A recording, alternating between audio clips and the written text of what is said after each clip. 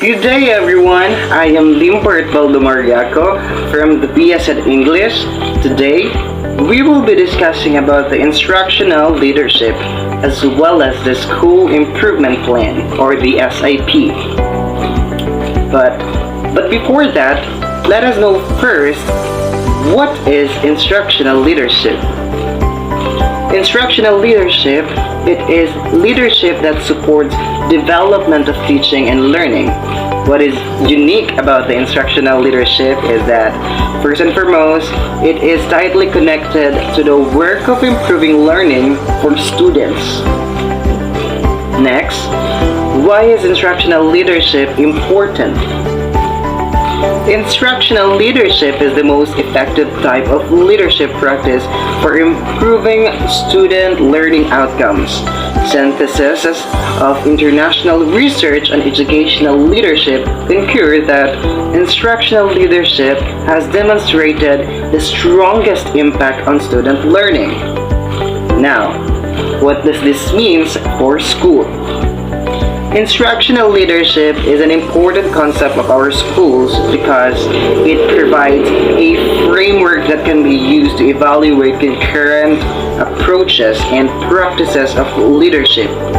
It can also be used to inform the possible changes in the direction so that leadership practices may be introduced or further developed to enhance the quality of teaching and learning in the school.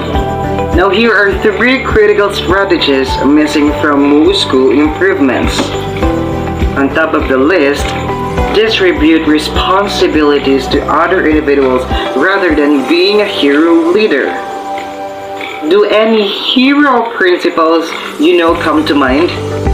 It's heart-wrenching to think about how many hours our school leaders work to lead improvements.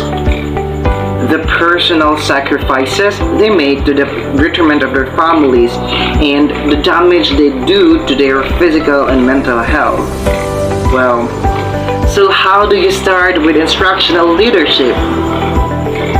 At a minimum, school improvement plan goals must include the individuals responsible for each action step of each goal.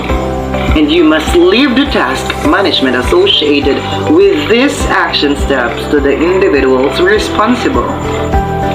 The planning process should begin months before the new school year starts. Distributed system maturity begins with shifting from a hero leader to empowering your team to take some of the ownership for school improvement goals. Next, inspect classroom regularly and provide feedback on progress towards the goal. In a distributed system maturity model, the principal's most critical function is a regular leadership inspection and feedback on progress towards the goal.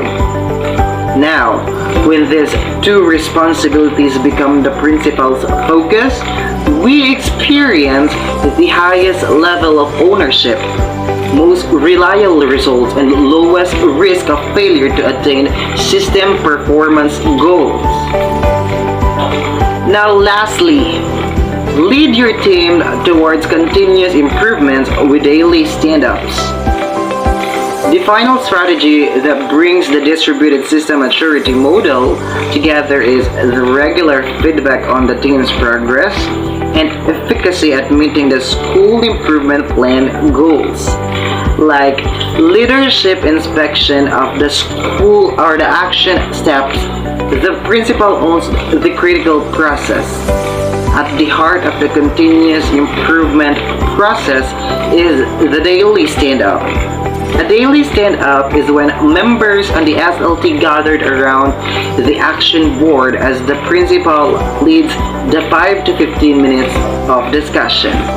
The daily stand-up happens at the same time each day and in the same location. This time is sacred. You should put some thought as to when the daily stand-up should take place.